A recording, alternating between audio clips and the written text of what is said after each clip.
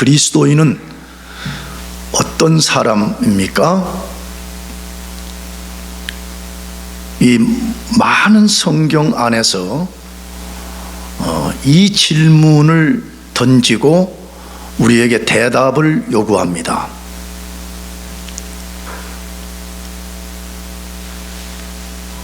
베드로전서는 그것에 대한 질문과 대답을 다른 그 어떤 성경보다 더 많이 질문을 던지고 그 질문에 대답을 요구하고 있습니다.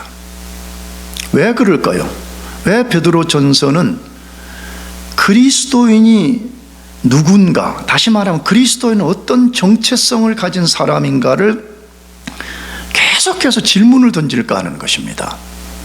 그 이유는 그리스도인이 누구인가, 다시 말하면 그리스도는 어떤 정체성을 갖고 이 세상을 살아야 되는 것인지를 정확하게 알 때만이 세상으로부터 오는 핍박과 시련을 이겨내고 그 속에서 하나님의 뜻을 실현하고 하나님의 역사를 경험할 수 있기 때문에 그런 것입니다.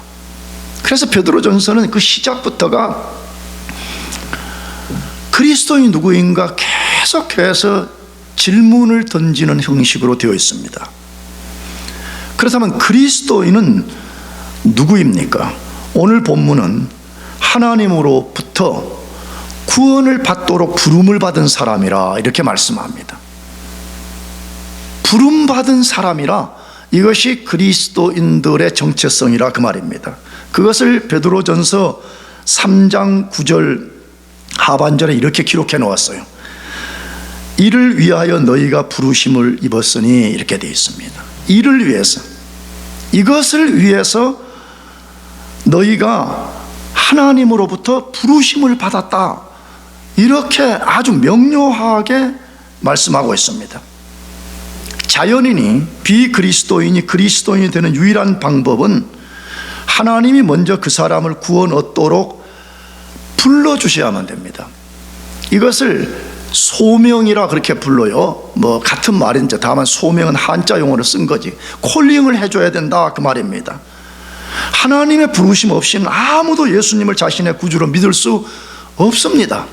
만일 어떤 사람이 누군가가 전해준 복음을 듣고 예수님을 구주로 믿어 구원을 받았다면 그 사람이 그렇게 될 수 있도록 우리 배후에서 하나님이 신비한 방식으로 우리를 불러주셨기 때문에 우리가 예수를 믿고 구원을 받은 것입니다.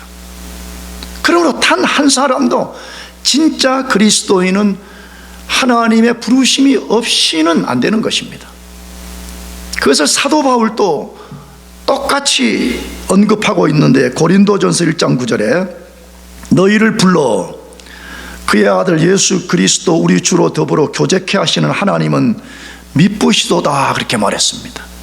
우리가 어떻게 그리스도와 교제할 수 없었던 죄인들인 우리가 어떻게 하나님의 아들 예수 그리스도와 교제할 수 있었냐, 그렇게 말할 때 너희를 하나님이 먼저 불러줬다는 거야. 이게 신비한 거야.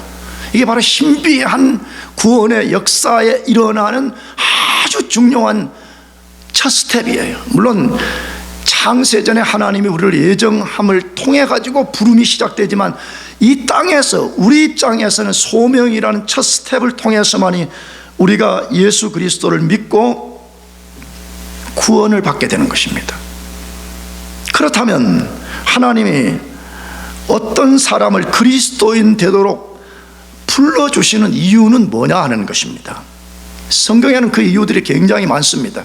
근데 오늘 본문에 근거하면 두 가지를 소개하는데, 첫 번째로는 하나님이 그 사람을 위해서 예비한 복을 받게 하려는 것이라 그렇게 되어 있습니다.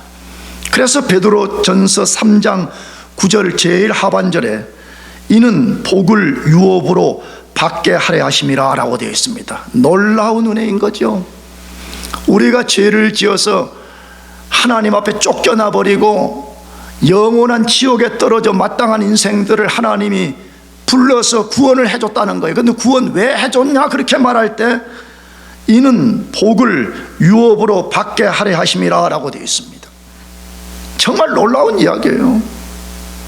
나는 여러분들이 이걸 꼭 알기를 원하는 거예요. 다시 말하면 예수님을 믿어서 진짜 구원을 받으면 얼마나 큰 복을 우리가 단번에 받아버렸는가를 알아야 된다, 이 말이에요. 이걸 모르니까 그리스도인들이 조금만 어려움 생기면 불평하고 원망하고 낙심하고 좌절하고 그러는 거예요. 나는 괜히 못된 심성 때문에 그렇게 말하는 거 아니에요. 최근에 지난주에 트럼프 대통령이 취임했잖아요. 물론 그가 진짜 그리스도인 난 잘 모르겠지만 나는 그거 하나도 안 부러운 거예요.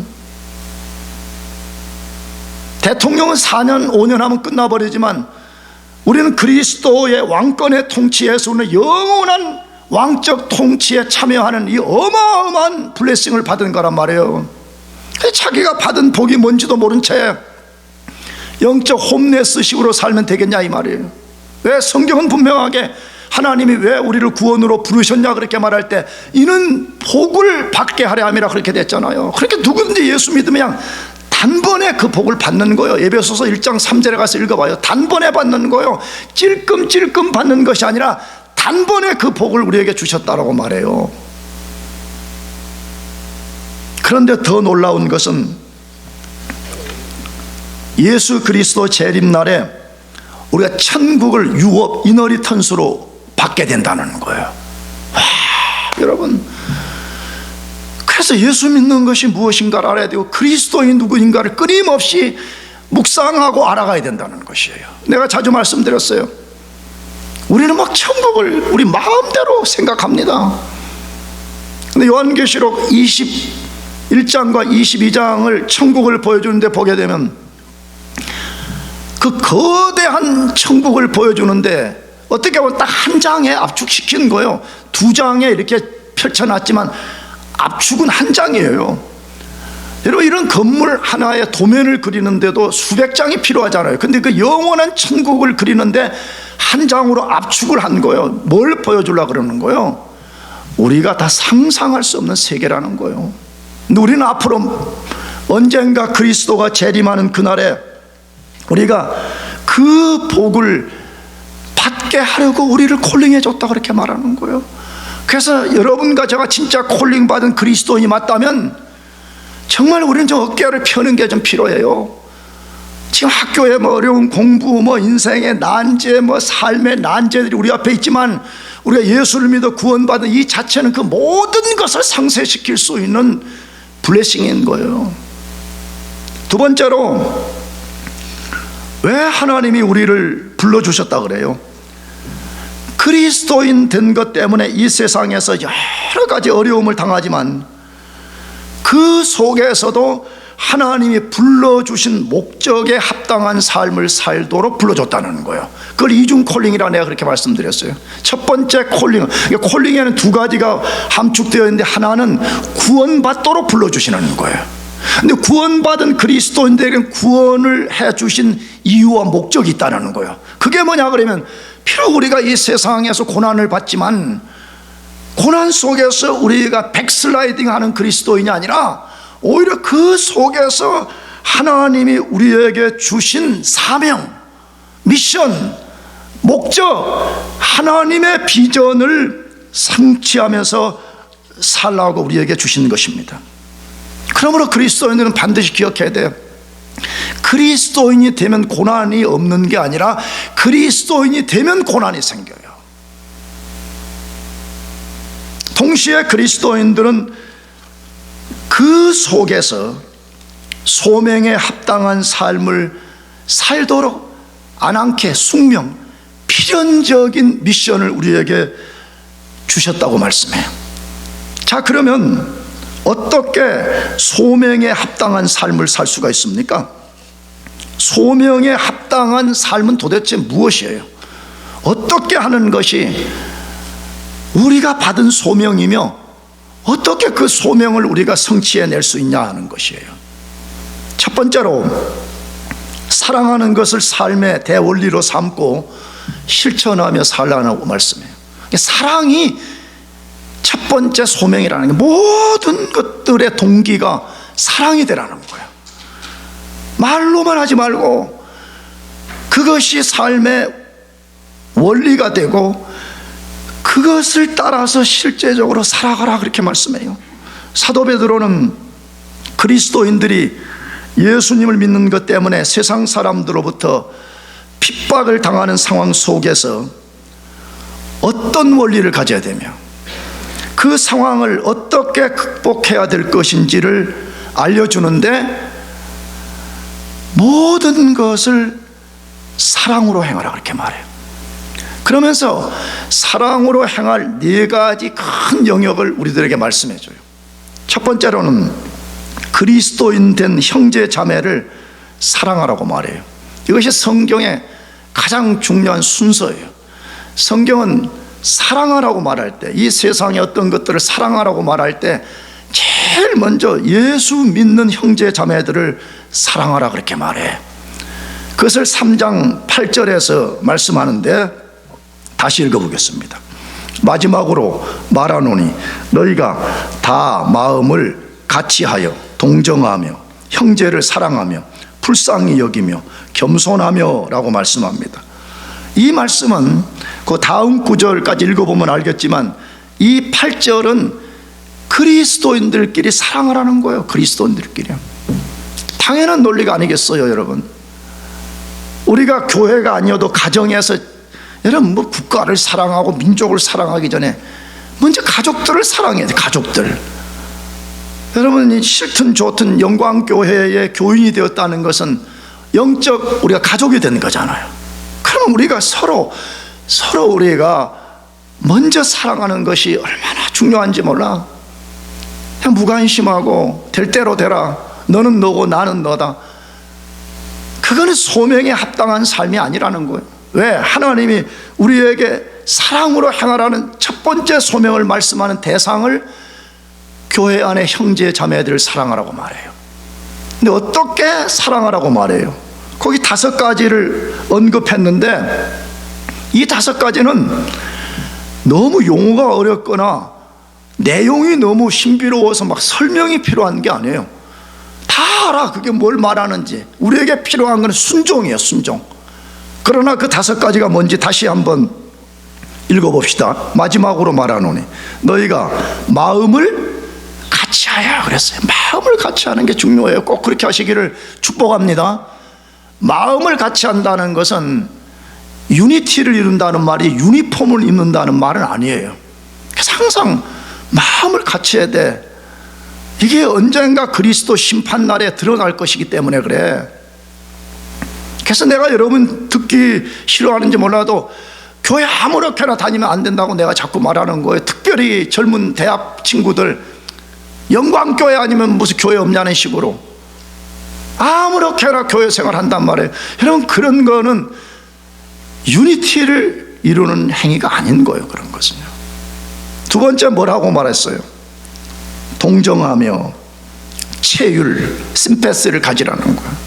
세 번째로는 형제를 사랑하며, 네 번째 불쌍히 여기며, 다섯 번째 뭐 하라고요? 겸손하라. 여러분, 하나도 안 어려워요. 이 내용은 하나도 어렵지 않아요. 바라기는 나도 여러분도 교회 안에 하나님이 붙여주신 형제 자매들을 진심으로 마음을 다해서 사랑할 수 있기를 바랍니다.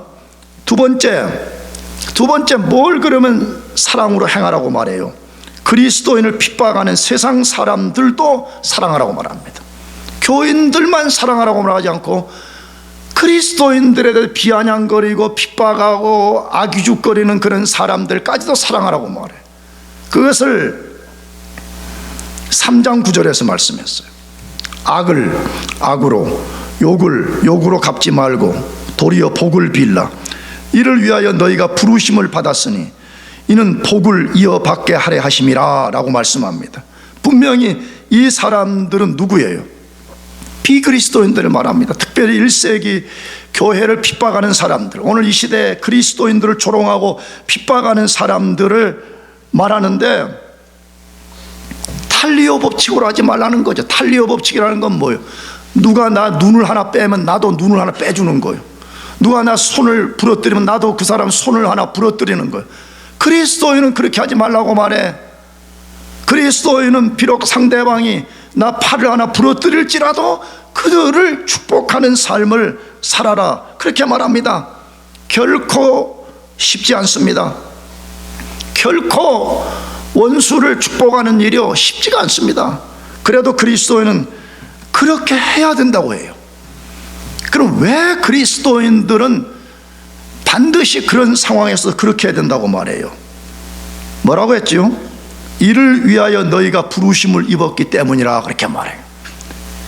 바로 그런 상황에서 원수들이 너 팔 하나를 부러뜨릴 때 너도 가서 팔 하나를 부러뜨리는 삶을 사는 것이 아니라 오히려 그를 축복하도록 너희들이 콜링을 받았다, 그렇게 말씀하기 때문에, 다시 말하면 뭐예요? 그리스도인은 이 세상을 살아가는 목적, 소명, 미션이 세상 사람들과 다르다는 거예요. 완전히 다른 가치관을 갖고 살도록 부름을 받았기 때문에 우리가 그렇게 해야 된다는 것이에요. 모든 사람, 그리스도인이든 비그리스도인이든 사랑과 관련해서 세 가지 레벨 중에 하나를 취하는 삶을 살게 되어요. 첫 번째로는 뭘까요?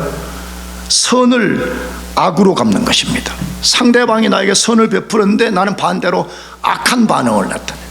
이건 마귀의 레벨입니다. 마귀가 하는 것입니다.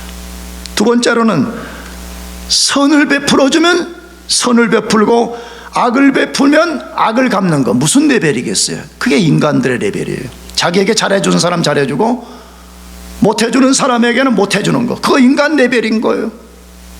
마지막 세 번째 레벨은 뭐겠어요? 악을 선으로 갚는 것입니다. 이게 바로 신적 레벨인 것입니다. 하나님이 향하시는 것입니다. 그러므로 만일에 여러분과 저가 손해를 당하고 남으로부터 핍박을 당하고 고통을 당함에도 불구하고 우리가 그들에게 복을 빌어준다 그러면 우리는 비록 신은 아니지만 우리가 신적 삶을 살고 있는 것입니다. 나가서 무엇을 사랑하라고 말해? 세 번째는 생명을 사랑하라고 말합니다. 뭘 사랑하라고요? 생명을 사랑하라고 말해. 그것이 3장 10절 말씀인데, 그러므로 생명을 사랑하고 좋은 날 보기를 원하는 자는 혀를 금하여 악한 말을 그치며 그 입술로 거짓을 말하지 말고, 이렇게 되어 있습니다. 사도 베드로가 구약 성경 시편 34편 말씀을 인용해 온 것인데, 여기 생명이라 하는 이 말이 무엇을 가르치는가 하는 거예요. 여러분, 그건 우리 육체적 생명을 말하는 것도 아니고 이러면 동식물들의 생명을 말하는 것도 아닙니다. 실제 헬라어 단어 자체가 그걸 지칭하고 있지만 영원한 생명을 말하는 것이에요. 예수 그리스도를 통해서 주신 하나님의 영원한 생명, 그걸 늘 사랑하고 사모하고 살라, 그렇게 말해. 그래서 그 말을 강조하기 위해서 10절 안에 중언법을 쓴 또 다른 표현이 있죠. 그게 뭐죠? 좋은 날 보기를 원하는 자라고 되어 있습니다. 이게 같은 말인 거예요. 생명을 사랑하는 사람, 좋은 날 사모하는 자, 같은 말을 쓰고 있다 이 말이에요. 여러분, 진짜 우리가 그리스도만이 주실 수 있는 이 생명을 우리가 사모하고 그 영원한 생명을 우리가 꿈꾸고 산다면 반드시 해야 될 일이 있다고 본문에 말한 거죠. 뭘 해야 된다고 말해요? 혀를 조심하라고 말해요. 뭘 조심하라고요? 혀를 조심하라. 여러분, 이 혀를 조심하라는 말은 성경의 테크니컬 워드잖아요. 문자 그대로 혀 이걸 조심하라는 말 아니잖아요. 이 말이 아니고 말을 지칭하는 말인 거잖아요. 그래서 그 본문에 보게 되면 실제 그렇게 돼 있어요. 어떤 말 하지 말라 그래요? 악한 말 하지 말고. 요즘 성경은 거짓말 하지 말고 이렇게 번역했는데, 옛날 내가 가진 한글 성경은 계율의 말을 버리고 이렇게 돼 있어요. 계율이라는 말은 야릇하고 간사하게 말하는 거 말이에요. 남 이용해 먹으려고 그러고, 내 의의를 세우려고 그러고, 내 잘난 척 하려고 그러고, 다른 사람들 매니플레이트 하려고 그러고. 생명을 사랑하는 사람은 악한 말, 계율의 말을 버리라고 말해. 왜 그래요? 만일 우리가 그런 말을 한다고 하면 그 자체가 생명을 파괴시킨 거라는 거예요. 그래서 말을 조심해야 돼요. 나도 말의 실수가 많은 사람인데요, 특별히 우리 젊은이들은 말할 때 욕을 안 하면, 욕의 형용사 부사가 없으면 말이 안 되는 시대에 와 있는 거예요. 연예인들도 텔레비전 보게 되면 욕하는 게 그냥 아주 자연스러워. 그래, 삑 처리하는 거지, 삑 처리. 여러분, 이게 우리 조국의 현실인 거예요. 지금 우리 조국의 현실. 난 미국은 잘 모르겠어. 미국 살아 잘 모르겠어. 조국의 현실이지. 그러단 말이에요. 조국의 미래를 끌고 가던 젊은이들이 입만 열면 욕이 아니면 말이 안 되는 거예요. 그러니까 뭐 생명이 파괴되는 거예요.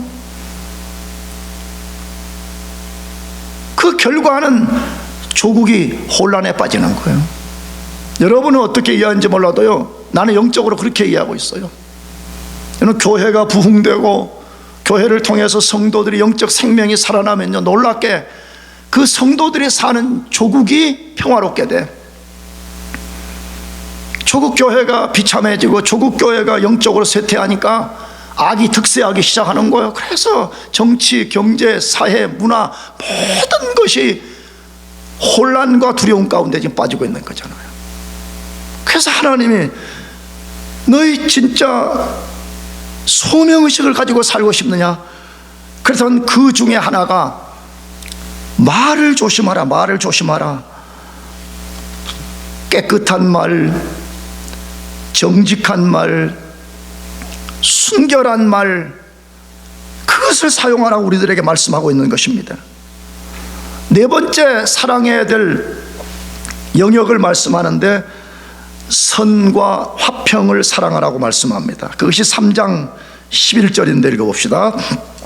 악에서 떠나 선을 행하고 화평을 구하며 그것을 따르라, 그렇게 되어 있습니다. 그리스도인은 무엇을 추구하며 살아야 하는지 아주 명료하게 알려줍니다. 나는 언제도 말씀드렸지만 나는 미국 시민권을 갖고 있는 목사인데, 그래도 내 조국이 대한민국이니까 끊임없이 조국을 위해 기도하고 조국의 상황에 대한 관심을 갖고 살고 있는데, 나는 무슨 뭐 국힘당도 아니고 나는 민주당도, 나는 그런 거 전혀 없는 사람입니다. 다만 멀리서 바라보고 가슴이 아픈 것은 뭐냐 그러면, 어떤 때는 그리스도인들이 이런 행동을 해도 되는가? 여기에 큰 아픔과 딜레마가 있는 거예요.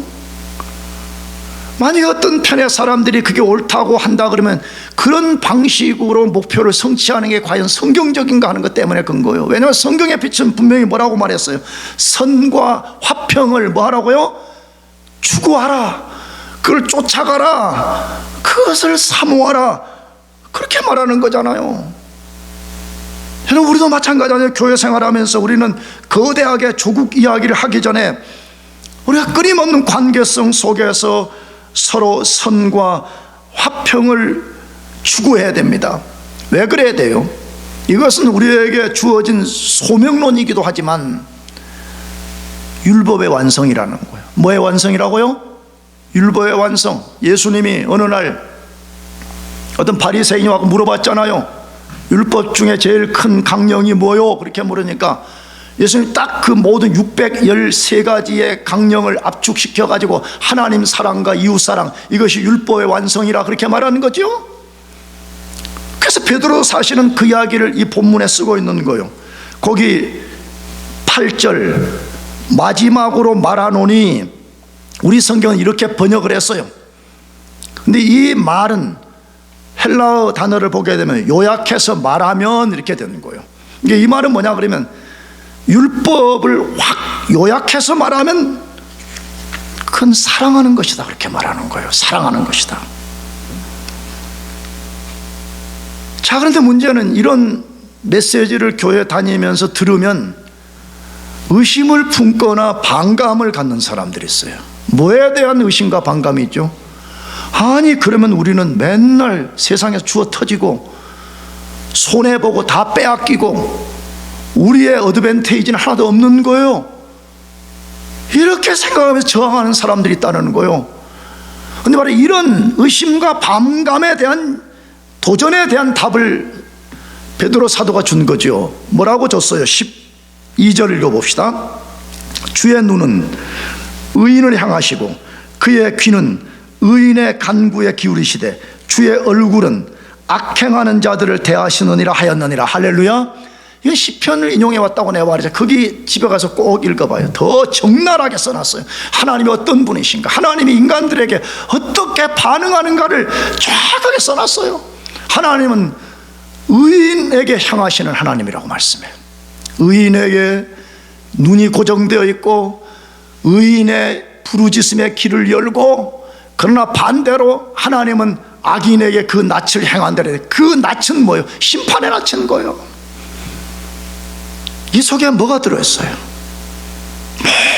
모든 것을 알고 계시는 하나님이 우리가 소명을 따라서 비록 손해보고 핍박당하는 것 같은 삶을 산다 할지라도 하나님이 그걸 다 보고 계신다는 거예요. 그 상황에서 우리가 하나님 앞에 기도하면 하나님이 그래 장 목사야, 그래 영광교회 교우들아, 너희들이 얼마나 고난을 받고 있느냐 내가 다 알고 있다. 그래 말해봐라. 하나님이 우리의 부르짖음에 응답해 주신다고 말씀하는 거잖아요. 선택하세요.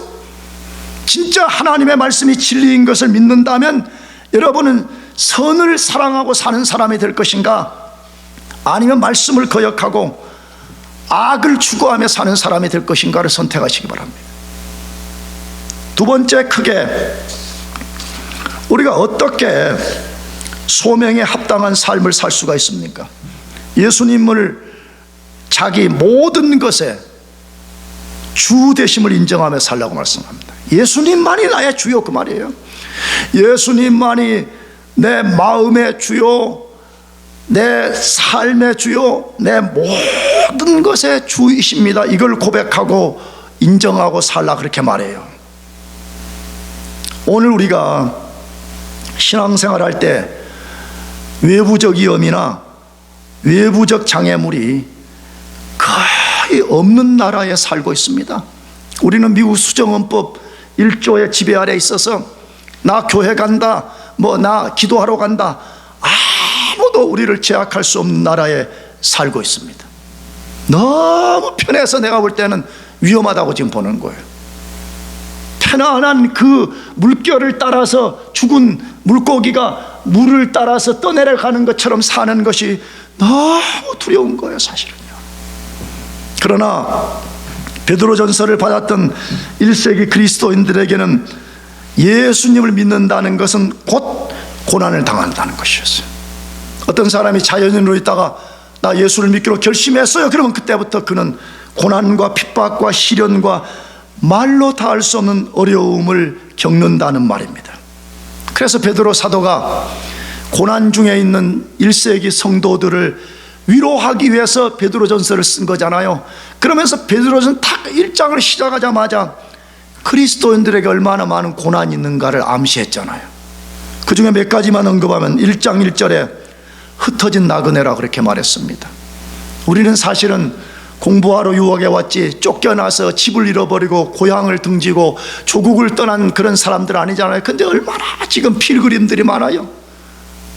이스라엘, 아프리카, 남미 지역 사람들, 북한, 집이 없고 조국을 잃어버리고 1세기 그리스도인들은 그렇게 살았다는 거예요. 1장 6절에 여러 가지 시험을 인하여라고 되어 있습니다. 시험이 와도 힘든데 한 가지도 아니고 여러 가지 시험이 너에게 있을 거라고 말합니다. 2장 12절에 악행한다고 비방을 든다고 말했습니다. 세상 사람들이 그리스도인들이 하는 일을 이해하지 못해가지고 저들은 사람의 피를 둘러 마신다는 둥, 저들은 사람의 살을 뜯어먹는다는 둥, 저들은 형제 자매라고 서로 부르면서 동성연애를 한다는 둥, 온갖 비방을 들었다 이 말이에요. 2장 15절에는 무식한 인간들이라는 말을 든다는 거예요. 저 그리스도인들은 완전히 무식하다는 거예요. 우리 헬라 문화, 로마 문화에 전혀 배치되는 저런 삶을 살기 때문에 무식한 인간들이라 그런 말을 들었다는 거예요. 오늘 본문 베드로전서 3장 13절 14절에서도 그리스도인들이 엄청난 고난을 받을 것이라고 직간접적으로 말했잖아요. 그 13절 14절을 읽어봅시다. 또 너희가 열심으로 선을 행하면 누가 너희를 해하리요. 그러나 의를 위하여 고난을 받으면 복 있는 자니 그들이 두려워하는 것을 두려워하지 말며 근심하지 말고 너희 마음에 여기까지만.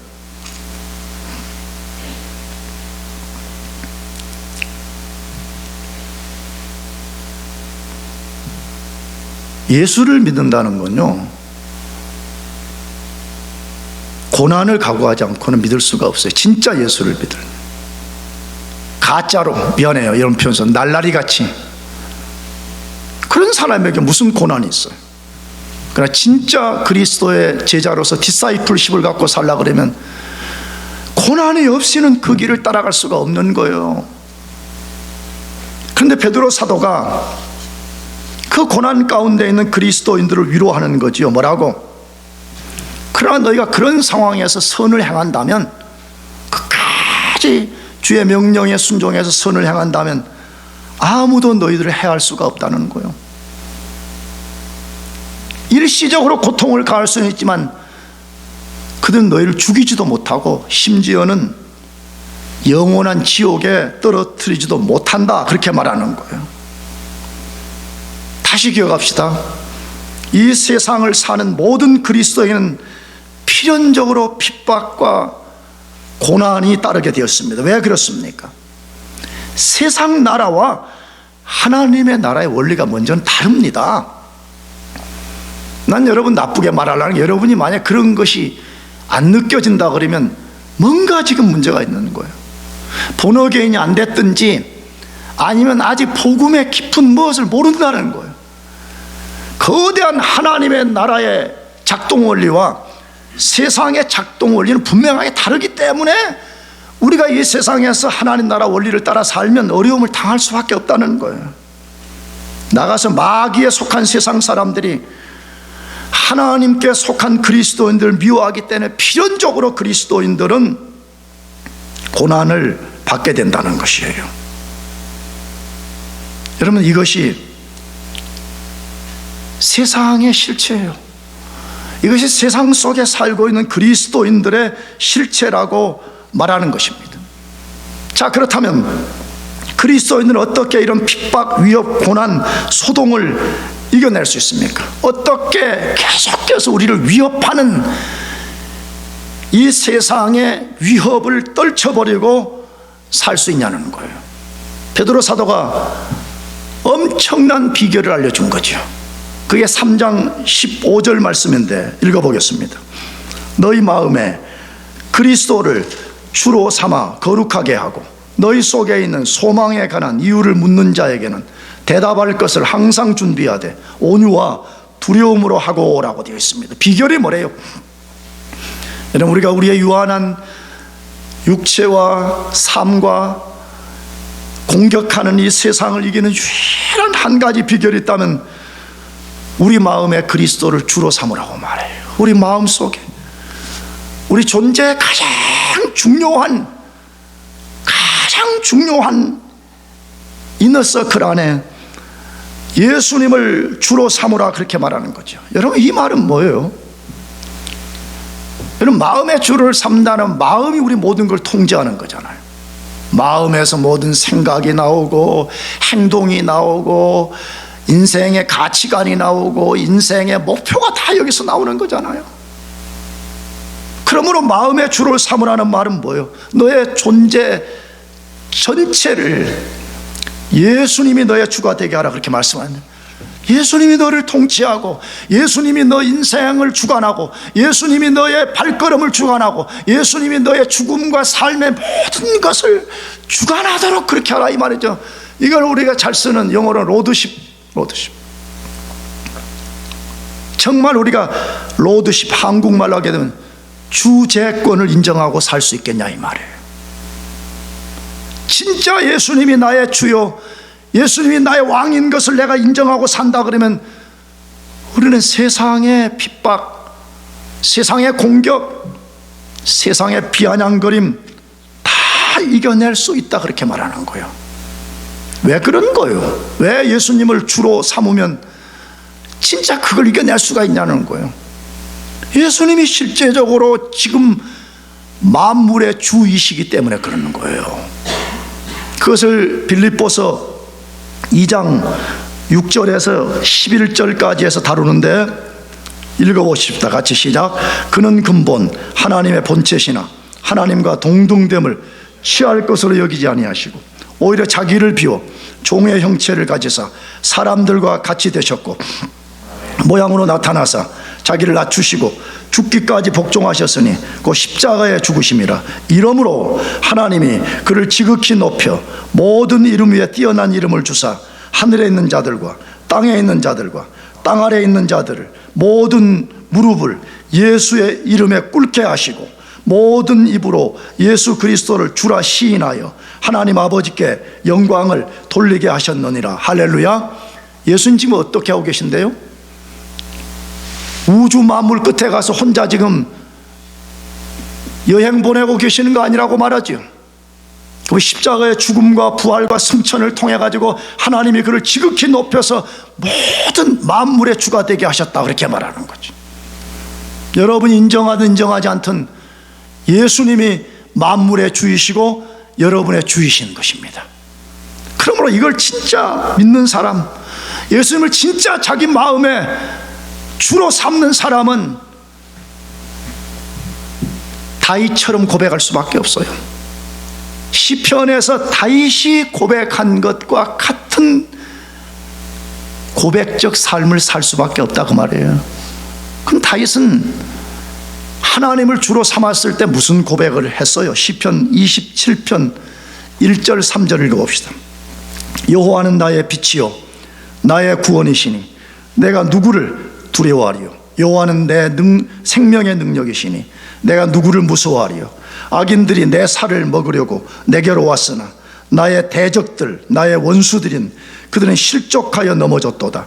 군대가 나를 대적하여 진칠지라도 내 마음이 두렵지 아니하며 전쟁이 일어나 나를 치려 할지라도 나는 여전히 태어나리로다. 할렐루야. 여러분, 이건 다윗만의 약속이 아니에요.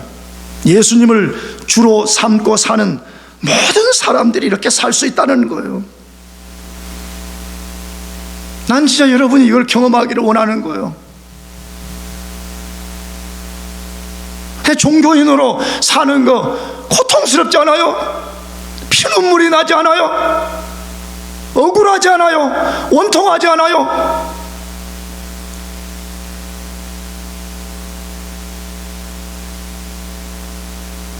예수님을 진짜 자기의 주로 삼는 사람은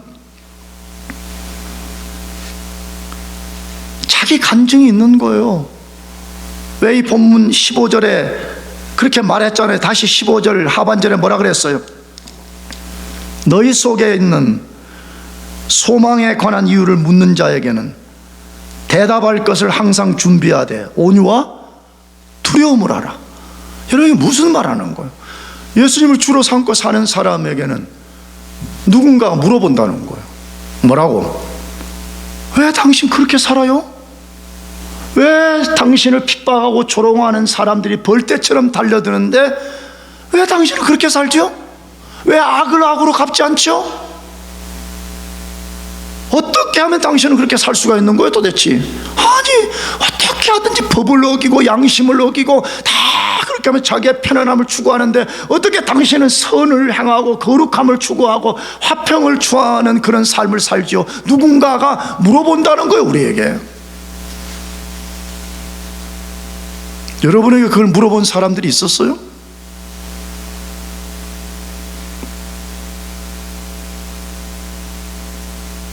그러면 그런 사람들은 대답할 말이 있다는 거예요.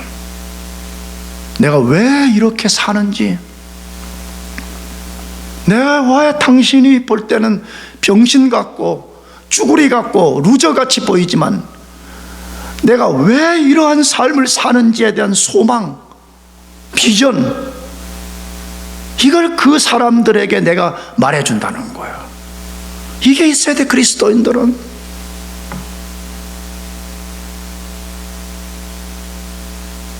그 간증을 가질 수 있는 유일한 비결은 예수님을 자기 자신의 주로 삼고 살 때만 가능하다고 말해요.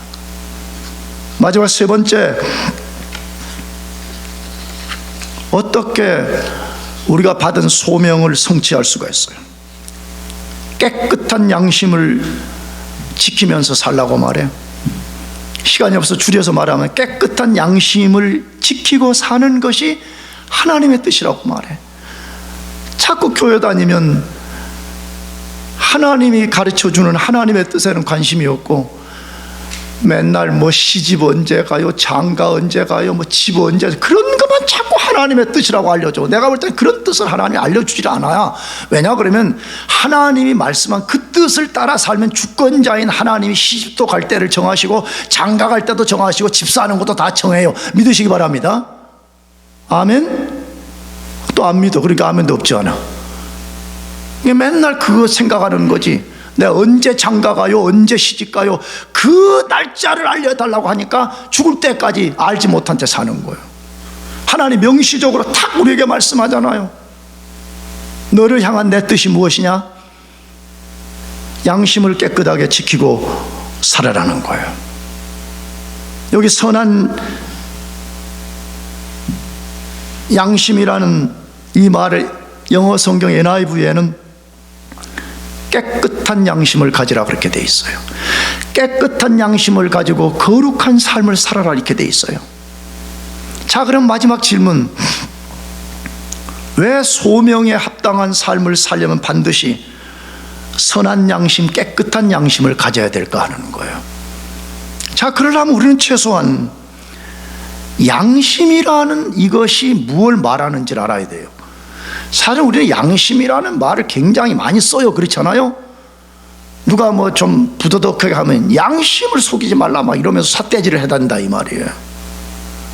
근데 양심은 뭐예요? 그냥 우리 영어로는 컨센스 이렇게 부르잖아, 양심을. 근데 컨센스라는 말은 원래 라틴어에서 온 것인데 라틴어 두 단어가 조합이 되는 거예요. 그래서 앞에 컨을 지칭하는 컨은 영어 with예요. 무엇과 함께 이 말이에요. 그리고 시오스 이 말은 to know, 안다, 아는 것 이 말이에요. 그래서 이 말을 합쳐놓으면 무슨 뜻이냐 그러면 양심이라는 말은 원래 말이 어떤 지식과 함께 아는 것 그 말이에요. 우리는 양심 그리면 막연하게 무슨 여기에 뭐 간처럼 뭐가 하나 있는 것처럼 생각하기 쉬운데 그런 뜻이 아니고 지식과 함께 아는 것 그런 뜻이에요. 그래서 이제 이 말을 신학자들이나 많은 사람들이 풀어서 말할 때 양심이 뭐요? 그러면 우리 내면에서 우리의 생각, 우리의 말, 우리의 행동에 옳고 그름을 판단하는 심판관 노릇을 하는 것이다 그렇게 표현해요. 자, 근데 문제는 성경에는 인간들이 각각 갖고 있는 양심이 네 경향이 있다는 거요. 네 종류라고 말하기는 조금 그런데 어쨌든 쉽게 말하면 네 종류가 있다는 거예요. 첫째로는 화인 맞은 양심이 있다는 거예요. 불도장을 불로 그냥 확 죽여버려가지고 완전히 죽어버린 양심이 있다는 거예요. 그것이 디모데 전서 4장 1절 2절인데 그러나 성령이 밝히 말씀하시기를 후일에 어떤 사람이 믿음에서 떠나 미혹하는 영과 귀신의 가르침을 따르리라 하셨으니 자기 양심이 화인을 맞아서 외식함으로 거짓말하는 자들이라. 이게 성경 단어예요. 진리를 쫓지도 않고 뭐 이상하게 자기 생각 쫓고 세상 쫓고 뭐 왔다 갔다 하는 그런 인간들 성경은 단호해요. 뭐라고 말하고요? 그 사람 양심이 지금 뭘 맞았다고요? 화인, 불도장을 맞아서 죽어버린 것이다 그렇게 말하는 거예요. 왜? 양심이 기능을 안 하는 거예요. 두 번째 경향, 더럽혀진 양심이 있다고 말해요. 그것을 디도서 1장 15절 깨끗한 자들에게는 모든 것이 깨끗하나 더럽고 믿지 아니하는 자들에게는 아무것도 깨끗한 것이 없고 오직 그들의 마음과 양심이 더러운지라 그렇게 되어 있습니다. 죽어버린 양심, 죄로 오염, 더럽혀진 양심 이게 있다고 말해. 세 번째, 악한 양심이 있다고 말해. 그것이 히브리서 10장 22절인데 우리가 마음의 뿌림을 받아 악한 양심으로부터 벗어나고 몸은 맑은 물로 씻음을 받았으니 참 마음과 온전한 믿음으로 하나님께 나아가자, 이렇게 되어 있습니다. 마지막 네 번째 양심의 경향은 깨끗한 양심입니다. 그리스도인들은 깨끗한 양심을 가질 때만이 하나님이 주신 소명을 성취할 수 있다는 거예요. 그러면 어떻게 깨끗한 양심을 우리가 만들어낼 수가 있는 거예요? 그건 아까 양심은 뭐라 그랬어요? 지식과 함께 하는 것이라고 말씀드렸기 때문에 그 지식이 뭐가 돼야 되냐는 거예요. 지식과 함께 어떤 것을 알아내는 것을 통해 가지고 내 양심이 깨끗함을 유지하게 되는데, 그 지식이 뭐냐는 거예요. 내 경험도 아닙니다. 세상 지식도 아닙니다. 그 지식은 하나님의 진리입니다. 하나님의 진리를 우리가 바르게 알 때만이 우리 양심이 깨끗해질 수가 있습니다. 사실이잖아요. 내가 어떤 것이 죄가 아닌 줄 알고 막 죄짓고 살았어. 근데 하나님의 진리의 빛을 어느 순간에 탁 열어서 내가 봤더니 이게 죄네? 그러면 그 사람이 그 지식에 의해서 죄를 떨어내버리고 그 양심이 바른 기능으로 딱 돌아서게 되는 것입니다. 그래서 우리가 하나님의 진리의 말씀을 알아야 되고요, 하나님의 진리의 말씀이 우리 속에 확 쏟아져 들어와야 됩니다. 그래서 어떤 신학자는 양심을 이 창문에 비유하는 거예요.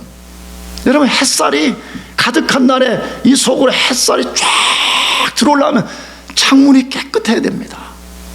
마찬가지로 양심이 깨끗해질 때만이 하나님의 진리가 우리 속에 확 쏟아져 들어와서 우리가 그 진리에 의해서 우리 양심이 온전해지고, 양심이 그때서 정상 작동을 해서 우리의 옳고 그름을 정확하게 판단해냅니다. 만일에 더럽혀져 버리면 어떻게 되는 거예요? 양심이 기능을 안 하기 때문에 죄가 뭔지도 먼저는 구분이 안 되는 거예요. 두 번째, 죄를 지어도요 적당하게 얼버무려 버립니다. 화인 맞고 더럽혀진 양심은요 죄 지어도 별로 그렇게 가책도 안 느끼는 거예요.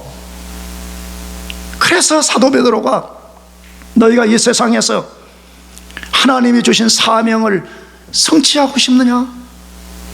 너희 진짜 그 소명에 합당한 삶을 살고 싶으냐? 그렇다면 너희는 양심을 깨끗하게 지키면서 그 깨끗한 양심을 가지고 고난 중에도 선을 행하라고 말하는 거예요. 내가 시간이 없어서 마치려고 그러는데, 그러면 하나님이 우리에게 어떤 블레싱을 줄 것인가, 거기 세 가지를 다뤄놨어. 그 밑에 보게 돼요. 깨끗한 양심을 지키고 양심을 속이지 않고 우리가 하나님 앞에 사명을 감당한다 그러면 하나님 우리에게 놀라운 복을 주겠다는 거예요. 사랑하는 교회 여러분들, 여러분이 진짜 하나님의 부름을 받고 구원받은 주의 백성들이 맞다면 동시에 여러분이 소명을 받았음을 기억하시길 바라요. 그래서 그 소명을 성취해내고 마지막 그리스도의 심판날에 그 앞에 섰을 때 정말 그분으로부터 잘했다 칭찬받고 상 받는 그런 복된 성도들 되시기를 축복합니다. 기도하겠습니다.